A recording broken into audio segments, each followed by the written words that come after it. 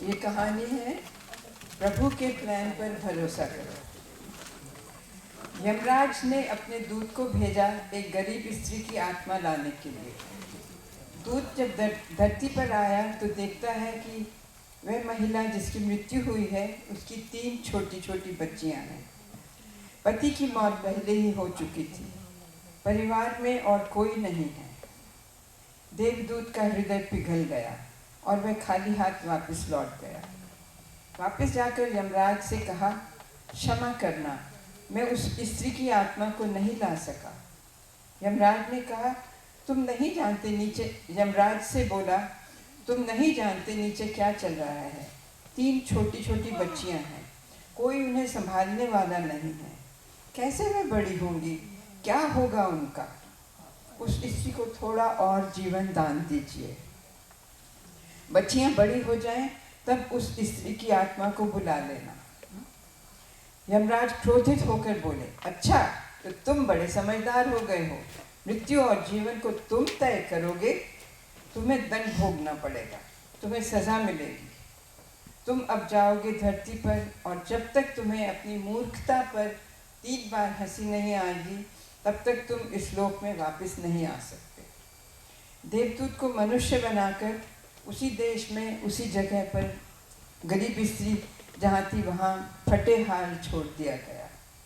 सर्दी के दिन थे। एक जूता बनाने वाला उस शहर में आया अपने बच्चों के लिए गर्म कपड़े खरीदने। उसने देखा कि सड़क के किनारे एक गरीब आदमी, उससे भी गरीब, सर्दी में पड़ा ठिठुर रहा है। जूता बनाने वाले को दया आ गई। उसने अपने बच्चों के लिए कपड़े नहीं लिए।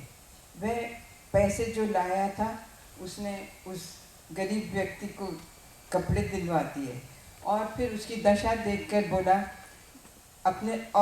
उसकी दशा देखकर अपने घर उसको ले गया। पत्नी ने देखा एक व्यक्ति और घर में आया है। उसको बहुत ही गुस्सा आया। उसने कहा, ये किसको साथ ले आए। उसको कपड़े भी दिलवा दिए, अब बच्चों के कपड़ों का क्या होगा। देवदूत जोर जोर से हंसने लगा। जूते बनाने वाले ने पूछा, भाई तुम हंस क्यों रहे हो। देवदूत बोला, अभी नहीं बताऊंगा। अब देवदूत वहाँ रहने लगा और जूते बनाने लगा। उसके बनाए जूते इतने अच्छे थे कि पूरे देश भर में ऑर्डर मिलने लग गए। देखते देखते जूते बनाने वाला कारीगर बहुत धनी हो गया। यहाँ तक कि देश के सम्राट के जूते भी वहाँ बनने लगे। एक दिन सम्राट का आदमी दौड़ा चला आया। वह बोला, ये थोड़ा सा बेशकीमती चमड़ा है, इससे सम्राट के लिए बहुत ही सुंदर जूते बनाने हैं, चप्पल नहीं बनाना। देश में प्रथा थी कि जब कोई मर जाता है तो उसे चप्पल पहनाकर मरघट पर ले जाते हैं। उसने कहा, जूते ही बनाना, चप्पल नहीं, ध्यान रखना। लेकिन देवदूत ने उस चमड़े को से चप्पल बना दी। जूते बनाने वाले ने जब देखा तो बहुत क्रोधित हुआ।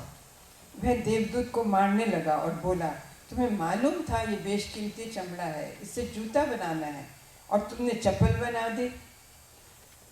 अब राजा को हम क्या जवाब देंगे। तभी सम्राट का आदमी दौड़ा हुआ आया और बोला, सम्राट की मृत्यु हो गई है, चमड़े से चप्पल बनानी है। देवदूत फिर जोर से हंसा।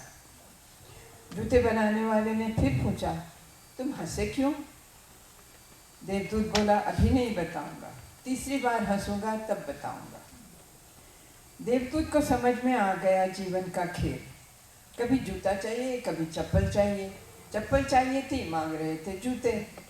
क्या होने वाला है कौन जाने। फिर एक घटना घटी। 3 लड़कियां आई वहाँ पर, एक भद्र महिला के साथ। देवदूत देखते ही पहचान गया, अरे ये तो वही बच्चियां हैं जिनकी माँ की आत्मा को लेने के लिए उसे भेजा गया था। देवदूत ने महिला से पूछा, कौन है ये लड़कियाँ। महिला बोली, हमारे घर के पास एक गरीब महिला रहती थी, उसकी 3 छोटी छोटी बच्चियाँ थीं। बेचारी की मृत्यु हो गई, पति की मृत्यु पहले ही हो चुकी थी। घर में कोई नहीं था तो मैंने इन बच्चियों को गोद ले लिया। उनको पाला पोसा, बड़ा किया, पढ़ाया लिखाया, उनका जीवन सुखमय हो गया। देवपुत्र फिर अपनी मूर्खता पर हंसा। अब जब वह 3 बार हंस चुका तो उसने अपनी सारी कहानी जूते वाले को सुनाई। उसने कहा, सौभाग्य दुर्भाग्य का खेल कोई नहीं जानता, जिसने खेल रचा है केवल वही जानता है।